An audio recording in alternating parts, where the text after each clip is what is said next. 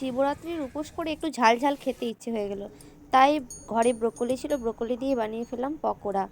যারা ব্রোকলির পকোড়া খেয়েছো তারা অবশ্যই কমেন্ট করে জানাবে, এবং যারা খাওনি তারা অবশ্যই বাড়িতে ট্রাই করবে। তো বেসনে আমি লবণ, একটুখানি হলুদ, একটুখানি গোলমরিচের গুঁড়ো, একটুখানি ধনেপাতা কুচি দিয়ে দিয়েছিলাম, আর ব্রোকলিটাকে হালকা করে গরম জলে ভাপিয়ে নিয়েছিলাম। তারপরে দেখো এখন ভেজে নিচ্ছি ব্রোকলির পকোড়াগুলো। খুব সুন্দর ক্রিস্পি খেতে হয়, তোমরা অবশ্যই বাড়িতে ট্রাই করবে। যদি পারো তো একটু বেসনের মধ্যে আদা এবং রসুনের পেস্ট দিতে পারো, এটাতে আরও টেস্ট হয় বেশি। তো এখন ব্রোকলির পকোড়াগুলো আমি ভালো করে উল্টে পাল্টে ভেজে নিচ্ছি।